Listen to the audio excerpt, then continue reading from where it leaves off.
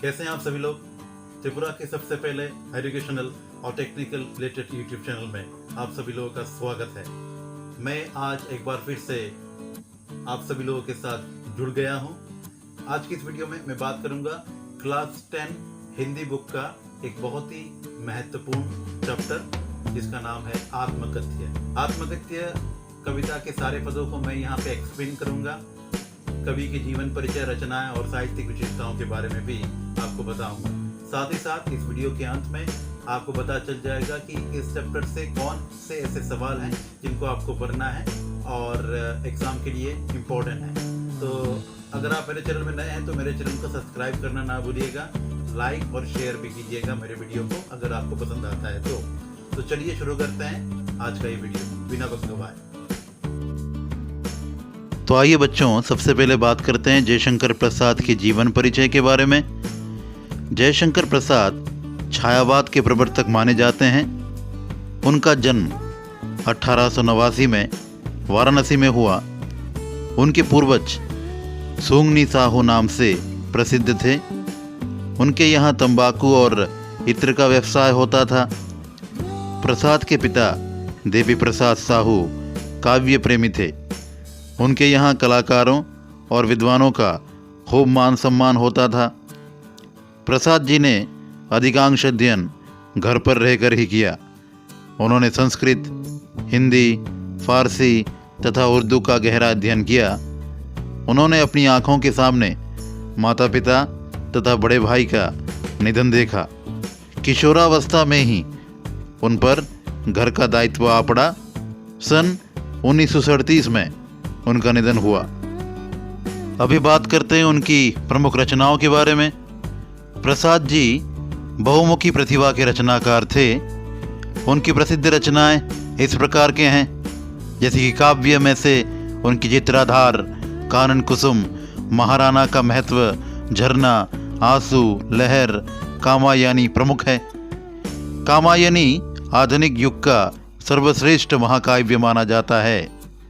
नाटक में से अजातशत्रु, चंद्रगुप्त, स्कंदगुप्त, जन्मेजय का नागयज्ञ, ध्रुव स्वामिनी प्रमुख है, जबकि उपन्यास में तितली, कंकाल, इरावती आदि उपन्यास प्रमुख हैं।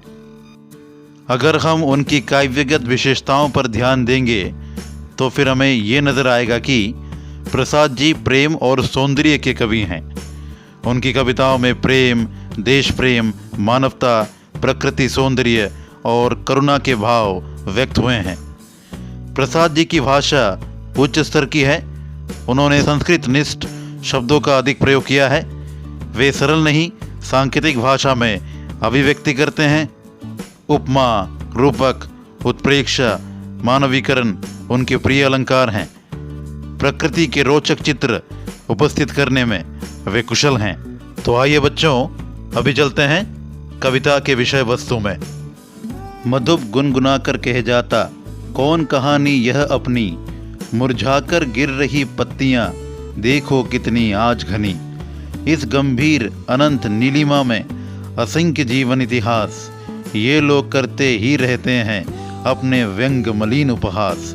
तब भी कहते हो कह डालूं दुर्बलता अपनी बीती, तुम सुनकर सुख पाओगे देखोगे यह गागर रीति। इस कविता में कवि ने अपनी आत्मकथा ना लिखने के कारणों को बताया है। कवि कहते हैं कि प्रत्येक व्यक्ति का मन रूपी भौरा प्रेम गीत गाता हुआ अपनी कहानी सुना रहा है। झरते पत्तियों की ओर इशारा करते हुए कवि कहते हैं कि आज असंख्य पत्तियां मुरझाकर गिर रही हैं, यानी उनकी जीवन लीला समाप्त हो रही है। इस प्रकार अंतहीन नील आकाश के नीचे हर पल अनगिनत जीवन का इतिहास बन और बिगड़ रहा है। इस माध्यम से कवि कह रहे हैं कि इस संसार में हर कुछ चंचल है, कुछ भी स्थिर नहीं है। यहाँ प्रत्येक व्यक्ति एक दूसरे के मजाक बनाने में लगे हैं। हर किसी को दूसरे में कमी नजर आती है। अपनी कमी कोई नहीं कहता। ये जानते हुए भी तुम मेरी आत्मकथा जानना चाहते हो। कवि कहता है कि यदि वो उन पर बीती हुई कहानी सुनाते हैं तो लोगों को उससे आनंद तो मिलेगा, परंतु साथ ही वे ये भी देखेंगे कि कवि का जीवन सुख और प्रसन्नता से बिल्कुल ही खाली है, किंतु कहीं ऐसा ना हो कि तुम ही खाली करने वाले। अपने को समझो मेरा रस ले अपनी भरने वाले। यह विडंबना अरी सरलते हंसी तेरी उड़ाऊँ मैं, भूले अपनी या प्रवंचना औरों की दिखलाऊँ मैं। उज्जवल गाथा कैसे गाऊँ मधुर चांदनी रातों की, अरे खिलखिलाकर हंसते होने वाली उन बातों की। कवि कहते हैं कि उनका जीवन स्वप्न के समान एक छलावा रहा है। जीवन में जो कुछ भी वो पाना चाहते हैं वो सब उनके पास आकर भी दूर हो गया। ये उनके जीवन की विडंबना है। वे अपनी इन कमज़ोरियों का बखान कर जगह साई नहीं करा सकते। वे अपने चले जाने की कहानी नहीं सुनाना चाहते। जिस प्रकार सपने में व्यक्ति को अपने मन की इच्छित वस्तु मिल जाने से वो प्रसन्न हो जाता है, उसी प्रकार कवि के जीवन में भी एक बार प्रेम आया था, परंतु वो स्वप्न की भांति टूट गया। उनकी सारी आकांक्षाएं महज मिथ्या बनकर रह गई, क्योंकि वो सुख का स्पर्श पाते पाते वंचित रह गए। इसलिए कवि कहते हैं कि यदि तुम मेरे अनुभवों के सार से अपने जीवन का घड़ा भरने जा रहे हो तो मैं अपनी ओज्जल जीवन गाथा कैसे सुना सकता हूँ। मिला कहाँ वो सुख जिसका मैं स्वप्न देख कर जाग गया, आलिंगन में आते आते मुस्काया कर जो भाग गया।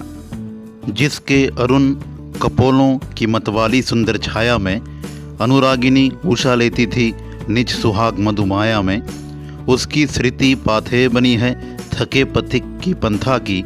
सीवन को उधेड़ कर देखोगे क्यों मेरी कंथा की। छोटे से जीवन की कैसे बड़े कथाएं आज कहूँ, क्या यह अच्छा नहीं कि औरों की सुनता मैं मौन रहूँ। सुनकर क्या तुम भला करोगे मेरी भोली आत्मकथा, अभी समय भी नहीं थकी सोई है मेरी मौन व्यथा। इन पंक्तियों में कवि अपने सुंदर सपनों का उल्लेख करते हुए कहते हैं कि उनके जीवन में कुछ सुखद पल आए जिनके सहारे वे वर्तमान जीवन बिता रहे हैं।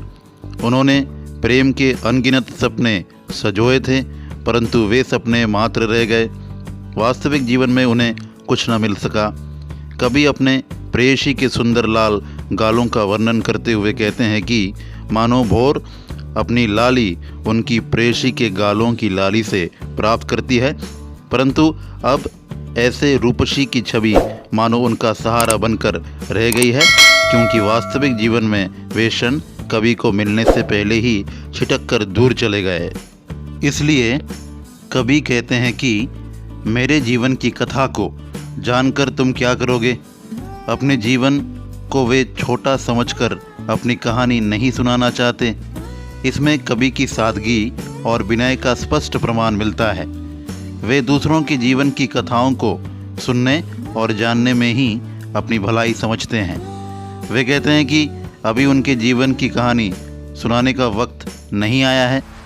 मेरे अतीतों को मत कुरेदो, उन्हें मौन ही रहने दो।